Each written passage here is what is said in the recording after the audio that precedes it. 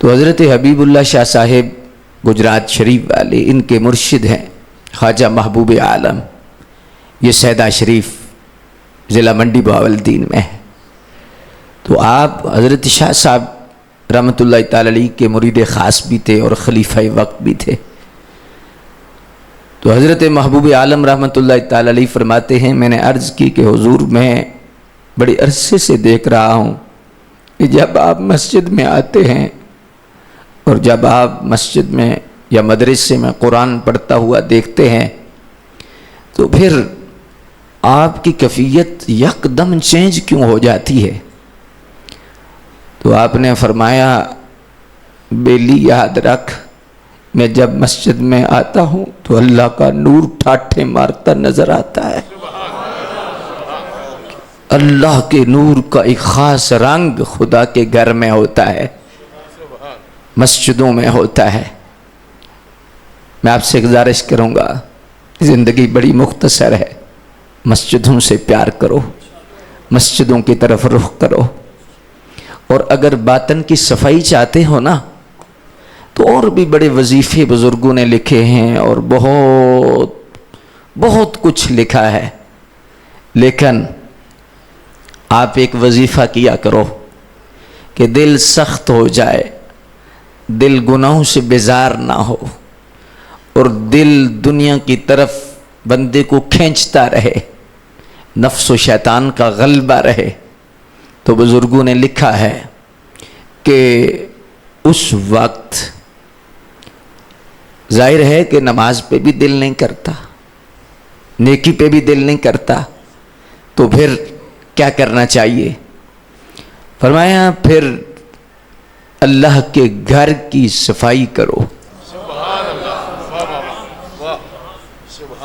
جھاڑو دو، مسجد کو صاف کرو، مسجد کی صفائی کرو۔ 1 2 4 دن کی بات نہیں، 2 4 گھنٹوں میں آپ کو باطنی کیفیت اور اندر کی تبدیلی نظر آئے گی۔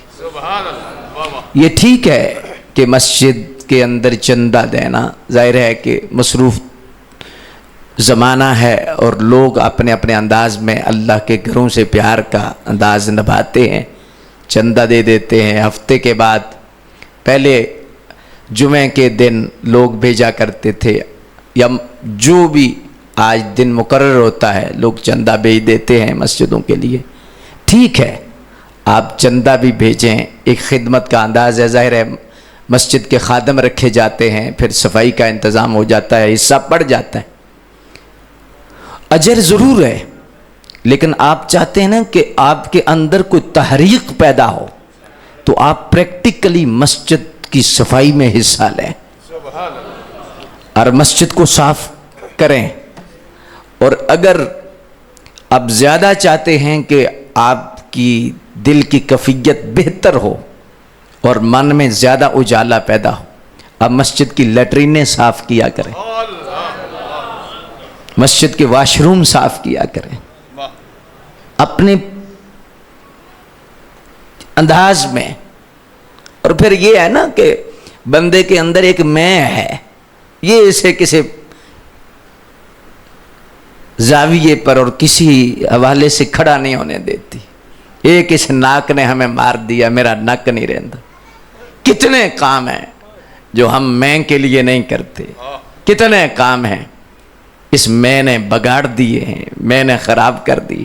اچھا میں اتنا بڑا چودھری ہوں، مسجد کی صفائی کروں؟ اوے اللہ کے بندے، جس نے تجھے چودھری بنایا یہ اس کا گھر ہے۔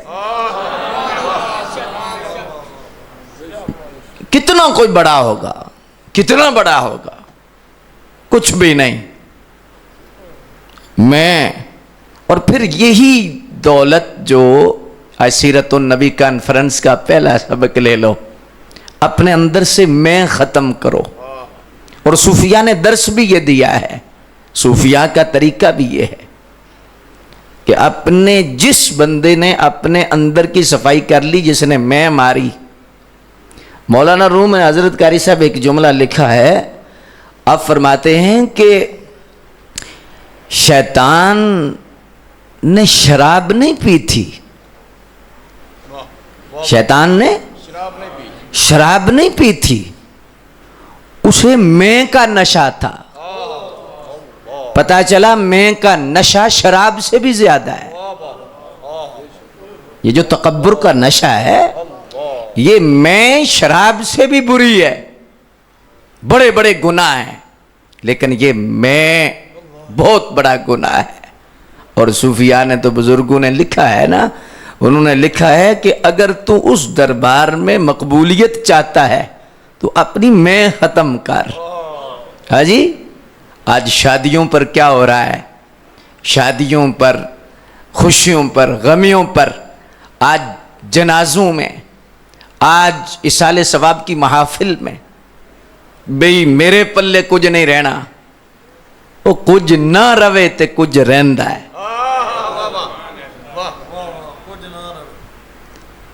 یہ میرا جملہ نہیں، یہ پتہ ہے کس کا جملہ ہے؟ یہ جملہ ہے حضرت بابا بلے شاہ کا۔ آپ سے جب سوال کیا گیا نا، یہ کی ہے، اور فرمایا کچھ نہ روے تے کچھ رہندا ہے۔ اللہ اکبر۔ شادی پر، فوتگی پر آج کیا ہے کہ یار لوگ کیا کہیں گے، لوگ کیا کہیں گے، میرا کچھ نہیں رہنا۔ جب یہ سوچ بندے کے اندر آتی ہے نا، تو بندے کا اصل سے رشتہ ختم ہو جاتا ہے۔ پہاڑوں جتنا نیکیوں کا خزانہ ہو اور بیچ میں اللہ کی رضا کا بیج نہ ہو تو وہ بھوسا ہے۔ مولانا روم نے لکھا ہے، یہ جو گندم ہے نا، گندم ہے، اس کا ایک بھوسا ہے۔ آپ کیا کہتے ہو گندم کے؟ کیا کہتے ہو جی؟ منجی، یہ جو چاول ہے اس کو توڑی کہتے ہو نا، یا دوسری کو بھی توڑی کہتے ہو؟ ایسے ہی ہے، بھوسا، توڑی۔ آپ فرماتے ہیں کہ اگر اخلاص نہیں تو تیرے سارے اعمال توڑی ہیں، دانا ہی کوئی نہیں بیچ میں۔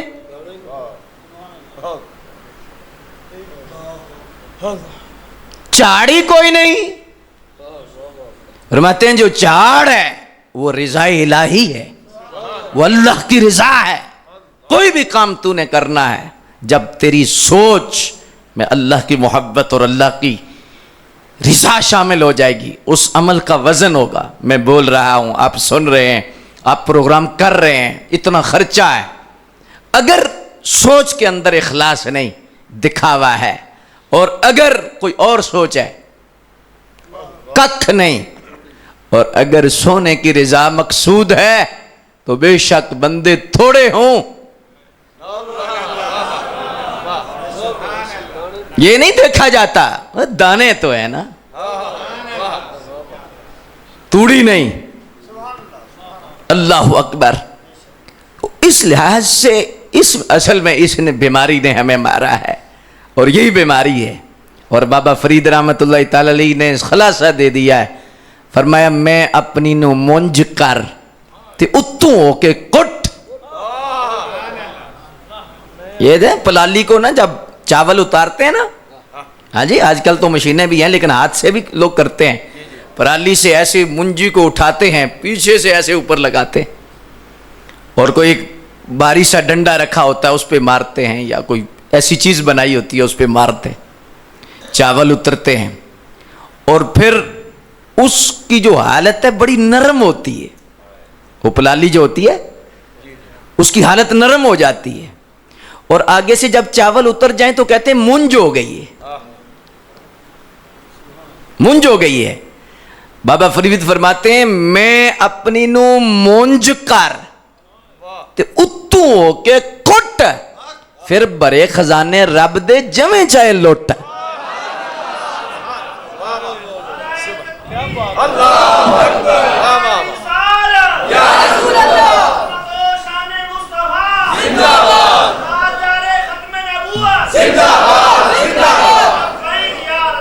آج دیکھیں نا، آج دیکھیں اصال ثواب میں، شادی میں، خوشی میں، غمی میں، میں جیز دینا ہے، میں لوگ کیا کہیں گے، یہ ایسی بیماری اندر آئی ہے کہ جو تباہی کر کے چلی گئی ہے. اچا جن نے نام رکھایا تے وہ اگ دے وچ سڑیا. آج ہو سکتا ہے یہ جوانوں کو تو نہ پتا ہو، لیکن چولہے میں نا ایک جس سے آگ پڑتے تھے اسے ہم کیا کہتے ہیں؟ چمٹا کہتے ہیں، لیکن پنجابی میں اسے ایک زبان میں اچا کہتے ہیں. کیا کہتے تھے؟ حضرت تاجدار کھڑی شریف کے شہنشاہ میاں محمد بخش ہمارے کشمیر میں اسے اچا کہتے ہیں. کیا کہتے ہیں؟ اچا. یہ زبان ہے. اللہ اکبر.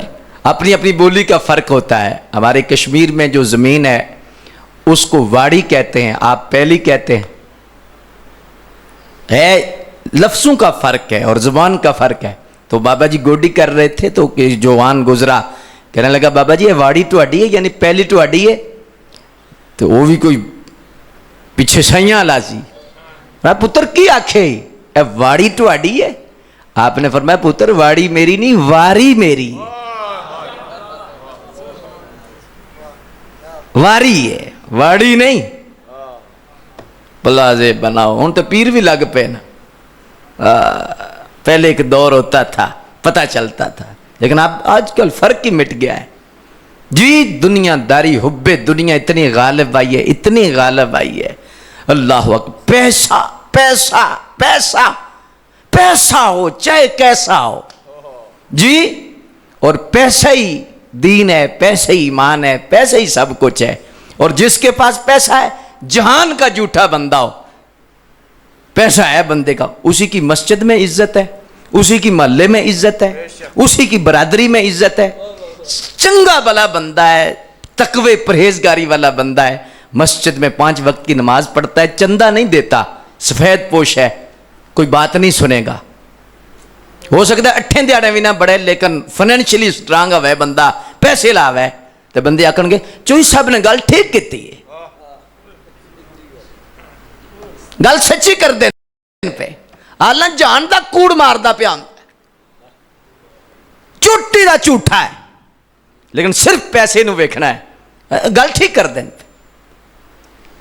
اللہ اکبر. میں نے اگلے دن شاید آپ کی موجودگی میں ایک نشست میں نے عرض کیا تھا، کھوکھلے ہو گئے ہیں ہم، اور صرف پیسہ ہمارا قبلہ ہے، ہمارا کعبہ ہے. جی غریب اور امیر اتنا فرق کہ ایک غریب ہے اسے غصہ آیا ہے، اس کے لیے لفظ اور ہیں. امیر کو غصہ آیا اس کے لیے لفظ اور ہیں. غریب کو غصہ آیا ہے نا، کہتے ہیں پتہ کیا کہتے ہیں، وہ پاگل ہو گیا ہے. تو امیر نو آیا وہ سب آندہ بلڈ پریشر آئی ہو گیا ہے، بی پی آئی ہو گیا ہے. تو جو غریب کوئی اوے پاگل ہو گیا، یہ دماغ کم نہیں کرتا. اور آج ختم سے لے کر کوئی پروگرام بھی دیکھو، میں سچی باتیں محبت میرا دل کے اندر کی بات ہے، یہ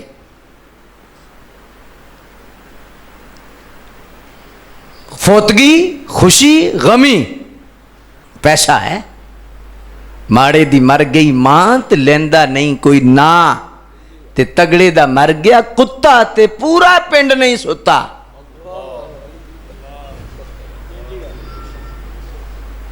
اصل کی طرف آؤ. اور یہی بیماری پھر آج رشتہ داریوں میں آئی ہے. رشتے بھی اسی بنیاد پر ہیں. سب سے پہلے ہم دیکھتے ہیں ایک کردہ کی ہے، اچھا فیکٹری ہے، اچھا یہ تعلق کتنے نہیں دیاں باواں کنیاں، بچی لینی ہے یا دینی ہے، وہاں بھی پیسے کی چکر ہے، وہاں بھی پیسے کی کمال ہے. اوے اللہ کے بندو، جس نبی کی سیرت کے لیے بیٹھے ہو اس نبی کا طریقہ کیا ہے، اس نبی کا حکم کیا ہے. میرے نبی نے فرمایا لوگ 3 حوالوں سے رشتہ کرتے ہیں، 3 وجہوں سے رشتہ کرتے ہیں، یا حسن کے لیے، یا مال کے لیے، جی یا حسن کے لیے کرتے ہیں، یا مال کے لیے کرتے ہیں، یا برادری کے لیے کرتے ہیں. فرمایا میری امت تم دین کو سامنے رکھنا. دین پرلٹی کلی ترجیح بنیادوں پر دین رکھنا، ٹھیک ہے، جو دوسری چیزیں ہیں ان پر بھی نظر رکھ دی جائے، کوئی حرج نہیں، ظاہر ہے کہ ساری معاملات دیکھنے ہیں، لیکن کلی ترجیح ہی پیسے کو دی جائے، ترجیح ہی اس چیز کو دی جائے کہ فیکٹری ہے، بچہ باہر ہے، ہاں جی بچہ باہر ہے جی، یہ نہیں پتا بھی دین تو بھی باہر ہے کہ اندر ہے،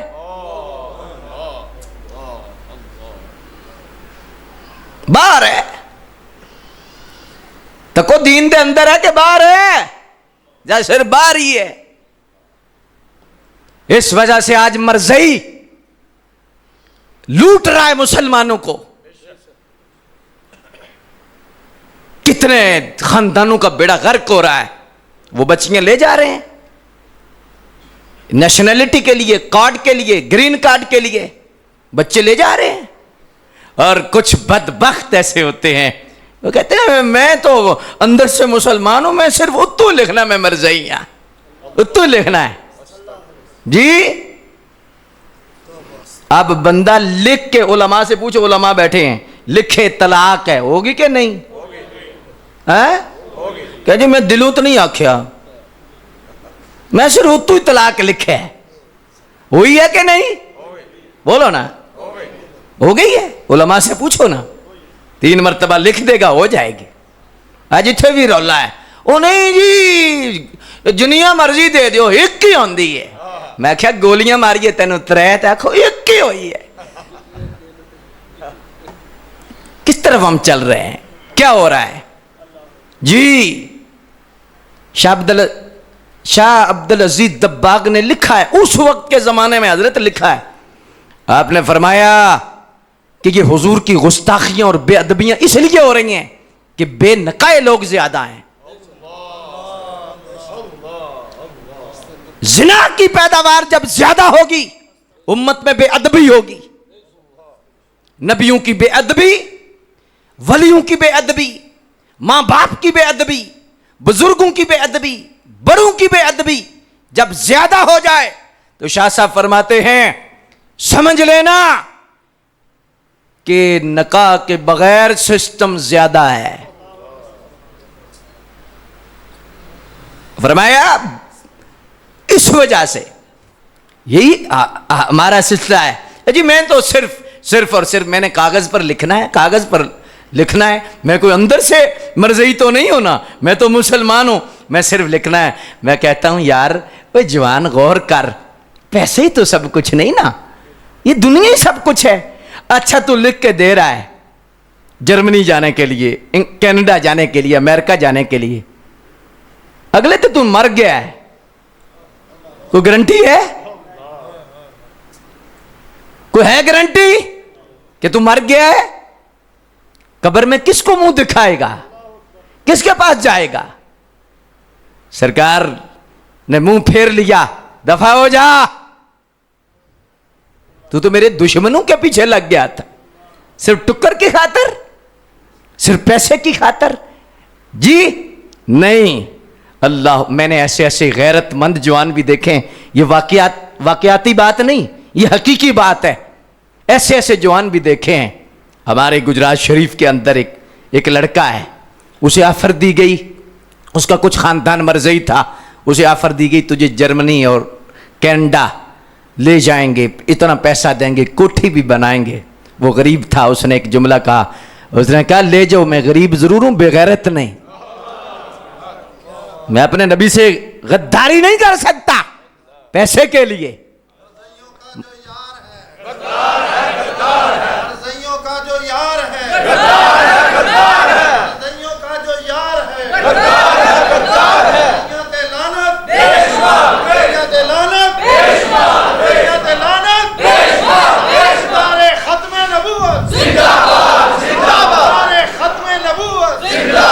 ویسے جتنے یہاں پر لوگ بیٹھے ہیں، میں ایک محبت سے عرض کرنے لگا ہوں، محبت سے، اللہ اکبر، کہ طبیعت کی بھی گڑبڑ ہے، لیکن ویسے کبھی گڑبڑ نہیں ہوئی، اللہ کا شکر ہے جی۔ لیکن میں آپ جتنے لوگ سینکڑوں لوگ بیٹھے ہیں باہر، مسجد فل ہے، بہت بڑی مسجد ہے، لیکن توجہ نہیں. یاد رکھنا میں ایک نصیحت کرنے لگا ہوں، آپ بزرگ لوگ بھی بیٹھے ہو، آپ کی اپنی سوچ ہو سکتی ہے، لیکن یاد رکھنا ختم نبوت کا جب لفظ آئے یاد رکھنا ختم نبوت، تاجدار ختم نبوت، یہ لفظ آئے تو مسلمان ضرور حرکت میں آئے.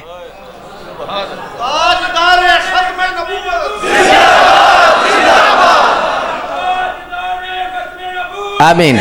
میں بات سمجھاتا ہوں، میں بات سمجھانے لگا ہوں. اس کی ایک وجہ ہے، کس وجہ سے میں نے یہ بات کہی ہے.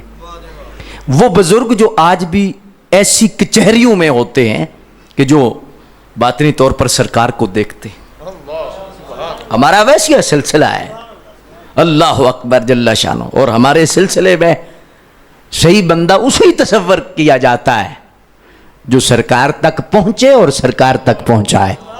بس بس بس جی.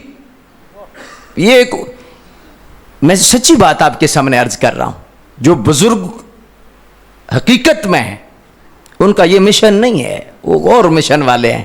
لیکن بہرحال وہ بزرگ فرماتے ہیں کہ جب تم ختم نبوت کا نعرہ لگاتے ہو نا، ہاتھ اٹھاتے ہو اور جذبہ تمہارے اندر پیدا ہوتا ہے، فرماتے ہیں اللہ کی قسم گنبد خضرا میں حضور کا چہرہ مزید چمک جاتا، مزید خوش ہو. اس کی ایک وجہ ہے کہ سب سے بڑا دشمن اس کائنات میں سرکار کا وہ مرضی ہے، وہ ختم نبوت کا منکر ہے. اللہ اکبر. لیکن اب میں نے نعرے کے لیے نہیں، میں ایک بات سمجھانے کے لیے میں عرض کر رہا ہوں کہ جب بھی ختم نبوت کا نعرہ لگے تو آپ ہاتھ اٹھا کے پورے جذبے کے ساتھ جواب دیا کرو. خدا کی قسم بزرگوں نے لکھا ہے اتنا وزنی ہے یہ عمل قبر کے اندر، اور یہ عمل قبر کا اتنا چراغاں ہے کہ آپ سوچ بھی نہیں سکتے. یہ تو پتہ پھر چلے گا نا جب بندہ آگے جائے گا. آج تو وہ مولانا روم نے حضرت ایک بات لکھی ہے، وہ کیا بات لکھی ہے؟ آپ فرماتے ہیں آج کے مسلمان کی مثال ایسی ہے، کیا ایسی ہے جیسے انڈے کے اندر چوزا ہے. چوزے کو کہا جائے کہ باہر کا جہان ایسا ہے، روشنیاں ہیں باہر، انڈے کے باہر ایک جہان ہے، پانی ہے، بجلی ہے، کھانا ہے، سارا ہے. لیکن چوزا کہے گا کچھ بھی نہیں، کچھ بھی نہیں، باہر کیا ہے، یہی سارا کچھ ہے. مولانا روم فرماتے ہیں آج غافل مسلمان انڈے میں چوزے کی طرح ہے. اسے کہا جاتا ہے آخرت ہے، وہاں جنت ملے گی، وہاں نہریں ملیں گی، وہاں حضور کی رضا ملے گی، اللہ کا کرم ہوگا، اللہ کا فضل ہوگا، اور وہ دن چڑھے گا جس کی شام بھی نہیں آئے گی. اور جنت تجری من تحتها الانہار خالدین فیہا ابدا ان الذین آمنوا وعملوا الصالحات سیجعل لهم الرحمن ودا ان الذین آمنوا وعملوا الصالحات لهم جنات تجری من تحتها الانہار خالدین فیہا. اللہ اکبر. ان الذین فتنوا المؤمنین والمؤمنات ثم لم يتوبوا فلهم عذاب جہنم ولهم عذاب الحریق. جب یہ کہا جائے کہ بدبختی نہ کر، رب کو ناراض نہ کر، رسول اللہ کو ناراض نہ کر، آگے جا کے سزا ہوگی، آگے جا کے تجھے پریشانی ہوگی، رب اور رسول کو راضی کر، آگے جا کے تجھے راحت ملے گی. مولانا روم فرماتے ہیں یہ کچھ بندے انڈے کے اندر چوزے کی طرح ہیں. کہتے ہیں کیا ہے، ہمیں کیا ہے؟ لیکن فرمایا جب انڈے کا پردہ ٹوٹتا ہے، پھٹتا ہے، چوزا باہر آتا، کہتا آئے یہ تو جہان ہی اور ہے. فرمایا جب اس کی آنکھیں بند ہوں گی انڈے سے باہر نکلے گا، قبر میں جائے گا، پھر اسے پتا چلے گا اوئے ممبر کی آواز سچی تھی، مصلی کی آواز سچی تھی، حی علی الصلاح کی آواز سچی تھی، قیامت کا سلسلہ سچا ہے، نبی کا فرمان سچا ہے، نبی کی ہر بات سچی ہے، قرآن کا ہر لفظ سچا ہے، قرآن کی ہر زیر زبر سچی ہے، نبیوں اور ولیوں کا پیغام سچا تھا. لیکن اب پچھتائے کیا ہوت جب چڑیاں چگ گئیں کھے، اب پھر کیا ہوگا؟ لیکن ہم نے اس چوزے کی طرح نہیں، مسلمان مولانا روم فرماتے ہیں کہ اس چوزے کی طرح نہیں کہ جو انڈے سے باہر نکل کر جسے ہوش آئے. فرمایا مسلمان کو اللہ تبارک و تعالی جل مجد الکریم اپنے فضل سے پہلے ہی سوچ عطا فرما دیتا ہے. اسے اپنے نبی کی زبان پر یقین ہے، اسے قرآن کے ہر لفظ پر یقین ہے کہ اللہ نے سچ فرمایا، جو کہا گیا سچ کہا گیا. تو اس لحاظ سے مقتدر سامعین حضرات، قبر کے اندر بہت وزنی یہ عمل ہے. ختم نبوت پر پہرا یہ اصل میں لفظ نہیں، یہ اصل میں نبی کی عزت کا اعلان ہے. یہ نبی علیہ الصلوۃ والسلام کی عزت پر ایک پہرا ہے. اور بندہ اپنے اللہ سے وعدہ کرتا ہے کہ یا اللہ میں تیرے نبی کا سچا غلام ہوں اور تیرا فرمان ہے کہ میرے محبوب کے بعد کوئی نبی نہیں. تو میں اعلان کر رہا ہوں کہ تاجدار ختم نبوت،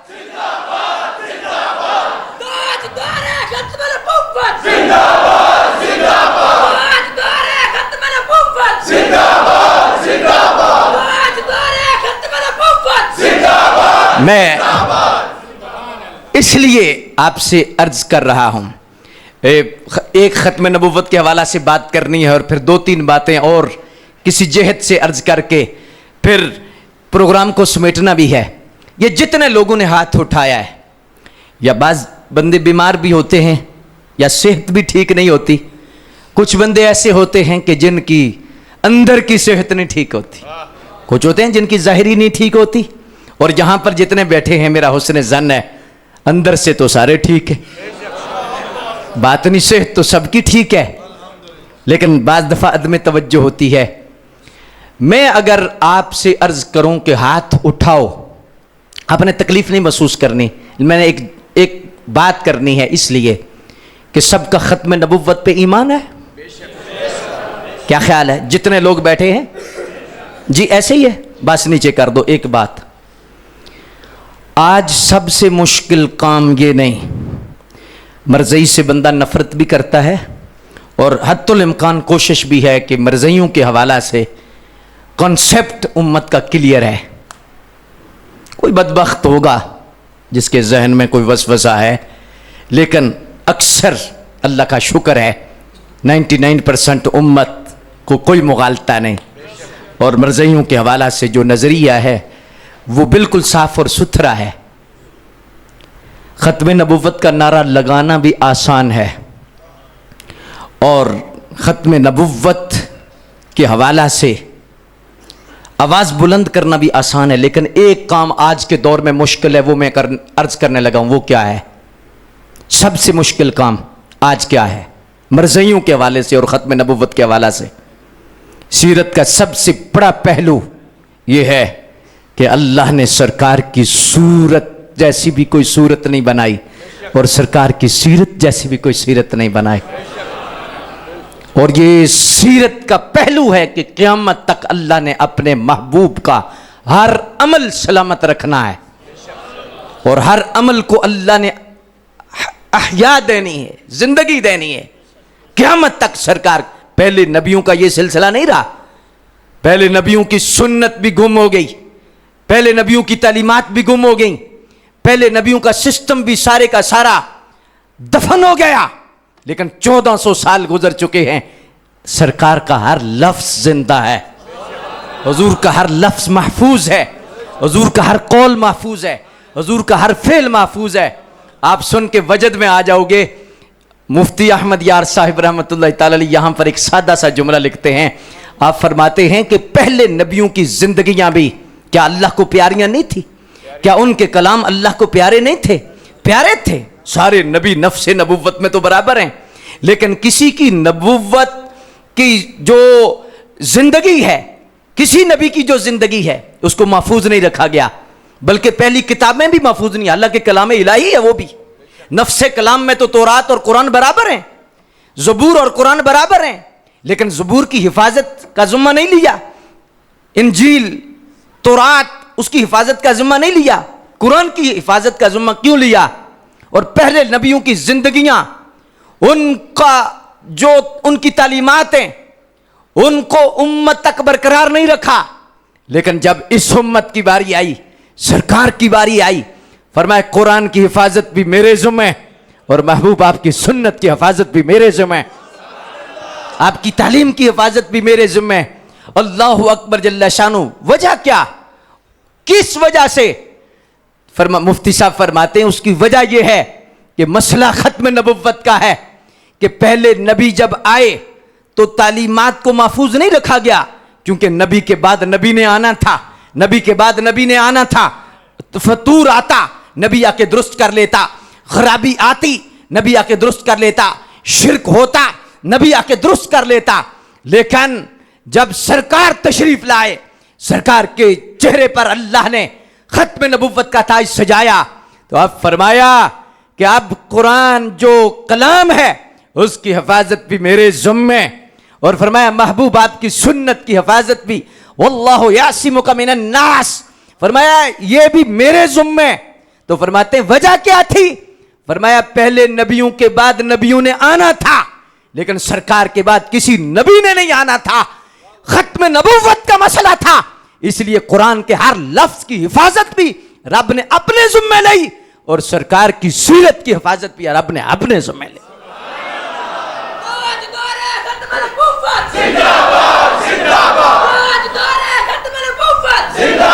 अब तवज्जो कीजिए, अब सरकार की सीरत का गोशा गोशा इस उम्मत ने महफूज किया। और उलमा से पूछे मेहनत कितनी हुई? एक एक हदीस के लिए 4-4 महीने का सफर, और फिर छानना कैसा लगाया, कैसी मेहनत हुई कि 3-3 महीने का सफर करके गए हैं। अल्लाहु अकबर। तो आगे जाके पता चला कि जो मुहद्दिस हदीस बयान करते हैं ऐसे वो जानवर को बुला रहे हैं, तो जानवर करीब आया तो उन्होंने छोड़ दिया, तो हदीस लेने वालों ने हदीस नहीं ली। कहा 3 महीने का सफर किया, पैदल सफर किया, इतनी मुश्किल, आपने हदीस क्यों नहीं ली? कहा जो जानवर से धोखा कर रहा है हम उस पर एतमाद नहीं करते, क्योंकि नबी की हदीस हमने लेनी है, सरकार की हदीस हमने लेनी है।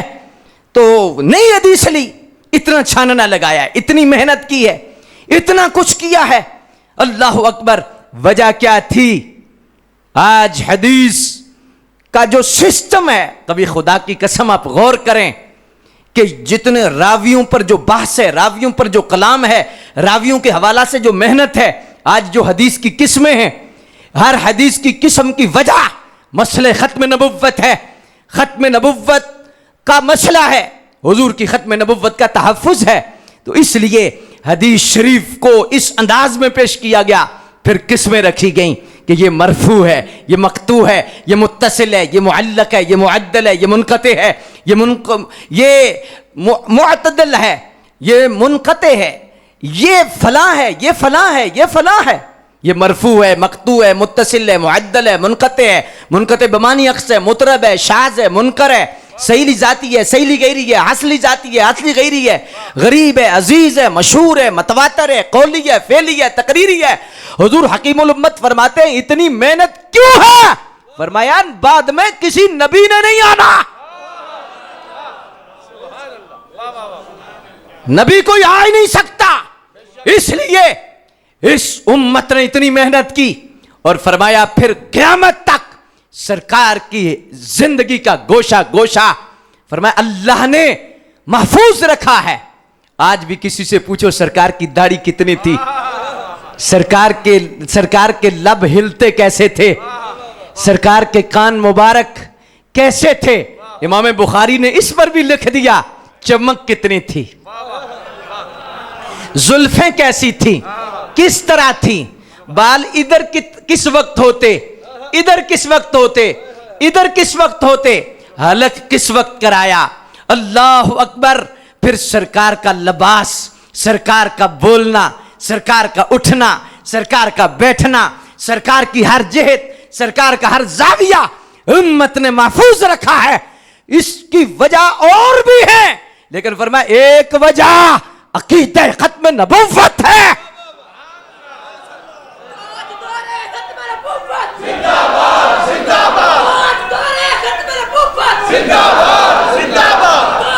मुफ्ती अहमद यार साहब फरमाते इतना एहतमाम क्यों है, ये जुमला सुन के आपको वजद आएगा।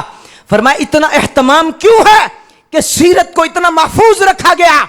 फरमाया इसकी वजह यह है कि इस उम्मत ने सरकार की सीरत से ऐसे प्यार किया, सरकार की सुन्नत से इतना प्यार किया कि कोई आके कह दे कि और किसी की जरूरत है, वो कहेगा दफा हो जा, मेरे नबी तो आज भी जिंदा है।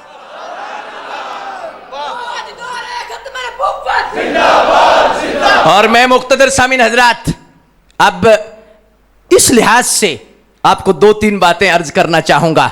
मैं हाथ बांधता हूं, ओए उम्मत जुड़ जाए, इन मसलों पर ना लड़ो यार। वैसे